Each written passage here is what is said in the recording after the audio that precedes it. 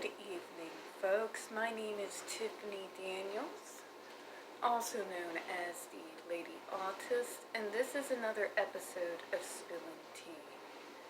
So, we had another magazine, excuse me, called AH, the Woman of the Year. Now, I've already gone over this and why I think it's absolutely ludicrous. And quite frankly, I'm tired of talking about her and her trolls. I wanted to try something a little bit different this evening.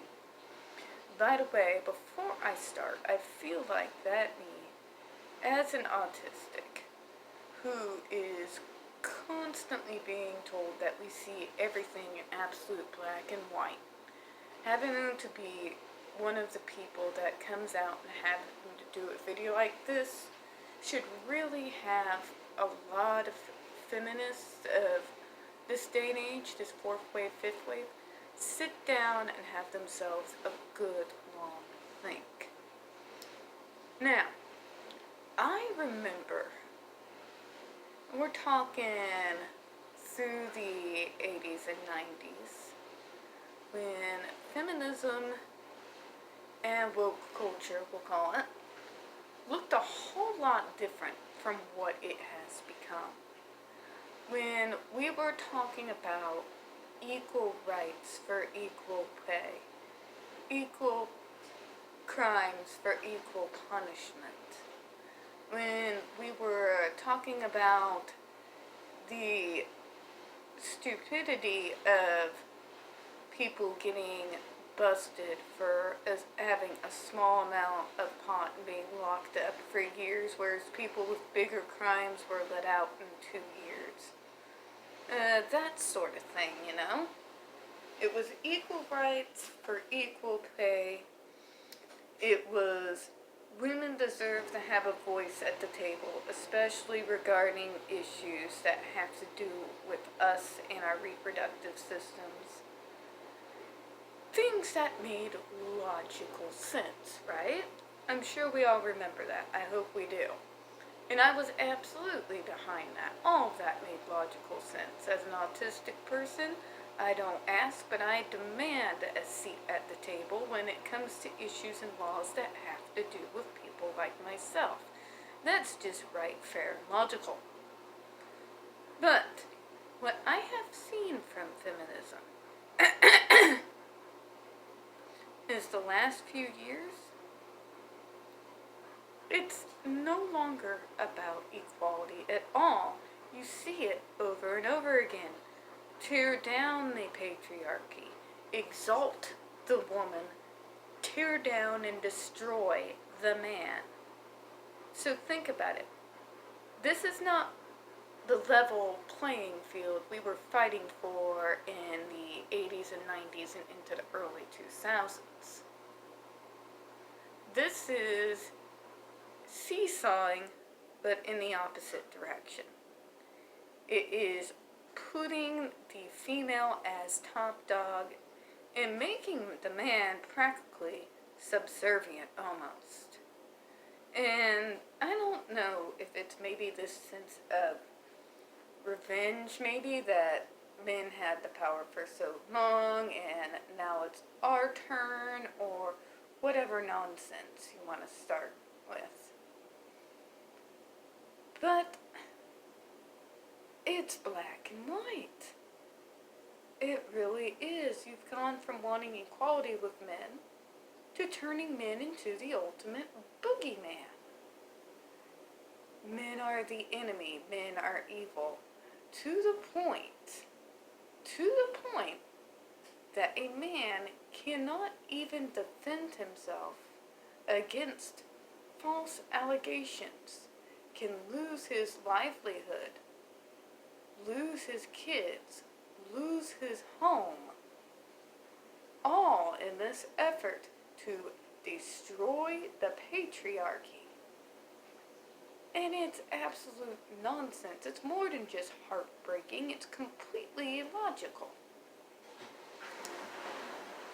It is entirely illogical in the autism community.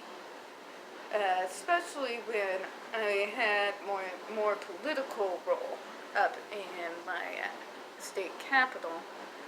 What I wanted to do, what I was tired of seeing, is either the parents had all the power, the parent movement, or the autism advocates had all the power, and the parents had no say.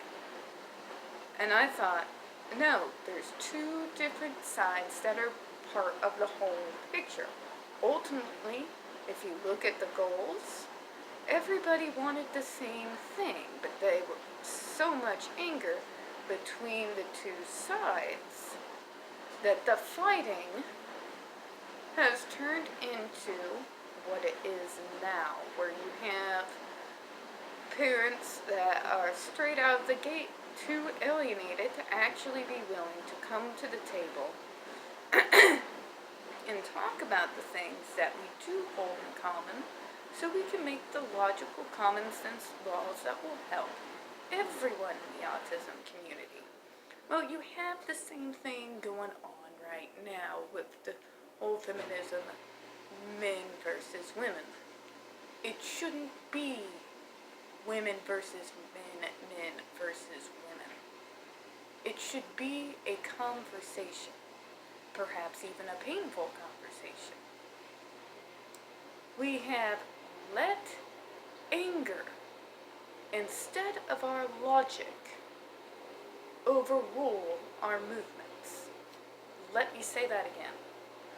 We have let anger, instead of our logic and critical thinking, take control of our movements.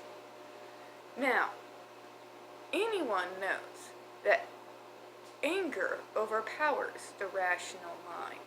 So do you think allowing your anger to rule these movements leads to rational, logical, fair conclusions? No, it does not. It just festers even more and more hate on both sides.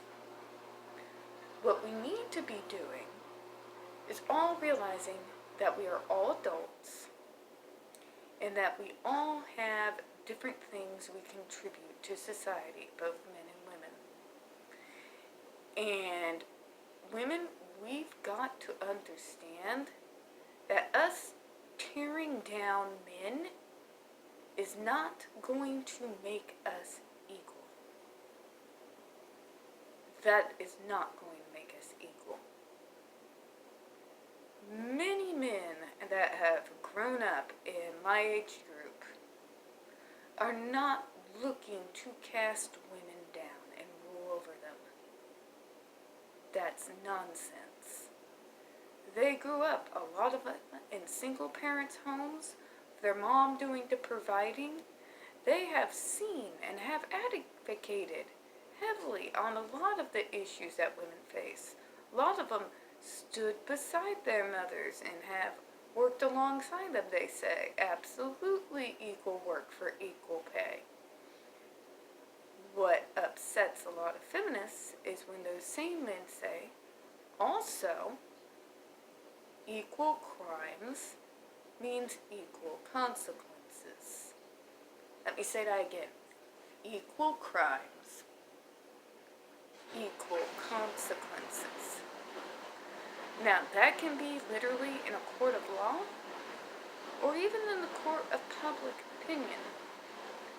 A woman should not be able to go out and make accusations against a man and expect and get the whole public behind them. The media, Hollywood. Accusations are not facts. You see? Accusations are not facts. That's why when this all began, with the Believe All Women, as an autistic who is most part a logical, analytical thinker, the whole idea disturbed me. The whole idea disturbed me. I do not like the idea that my gender automatically means that I am to be believed regardless of the facts. I don't like that. What it should be, if we want true feminism, if we're fighting for true equality, it should be that it is the facts that are believed.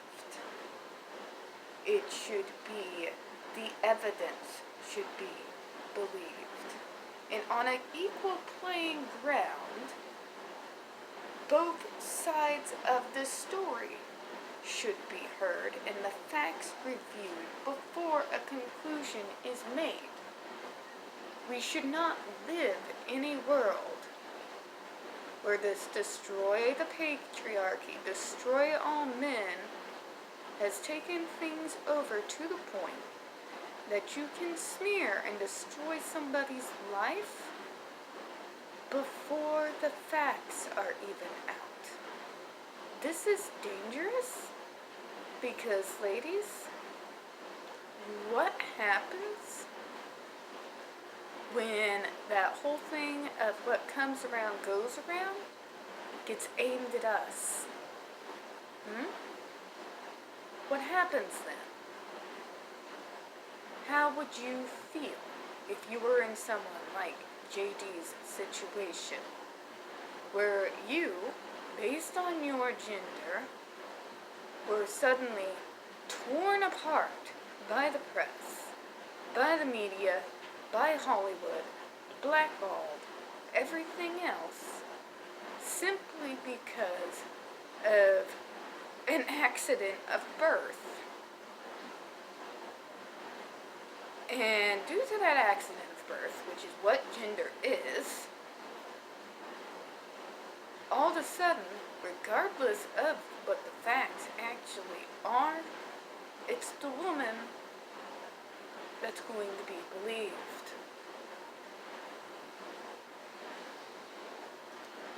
It's the pendulum has swung too far, folks. This is not the equality that women and many men allies fought for. We're talking since the suffrage movement. This isn't equality at all. This is exchanging one gender in power for another gender in power. It's the seesaw, not the level board. What I am hoping comes out of this whole case with JD is, and this is probably wishful thinking on my part, is that it will open people's eyes to see where this has taken us from one extreme to the other, and will bring folks to the table so we can actually talk about true equality and what that actually looks like, as opposed to destroy and tear down all men. And the fact that I, as an autistic female, have to be one to sit down and tell you it's not black and white, men are not the boogeyman. This is more of a gray area than you think it is, and we need to stop blaming and lashing out at each other and sit down and have a conversation. If I'm having to be the one to tell you that, then you really, and I do mean really, need to think about it. We can't live in a world. We just simply can't live in a world where one gender has all the power, where one minority has all the power, where one voice in a certain community has all the power. all that leads to is more destruction, more anger, more resentment, and quite frankly, nothing, no real progress actually gets made. It's putting our emotions, our anger aside, sitting down, being willing to hear each other without tearing into each other, and having a conversation that can make things start to change. Alright, folks, that's all I have for you this evening. I do appreciate your time tonight. Now, we don't get a whole lot of views on this channel. The few that I do get, YouTube does tend to remove, so if you could, please don't forget to hit the subscribe button, hit the like button, and as always, don't forget to hit the comments. I really do appreciate your time tonight and for listening to me rant, and I do hope you have a good one.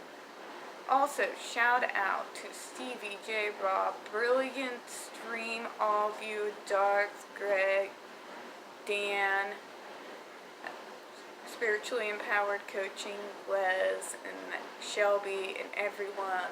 It was truly awesome, and it was wonderful to be a part of being able to give something, even if I didn't really have that much to give.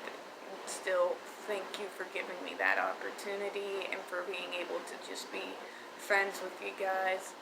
I will be seeing you later. Also, thank you, Rob and Gary. It's always a pleasure, guys, as always. Again, hope you have a good one. Bye-bye.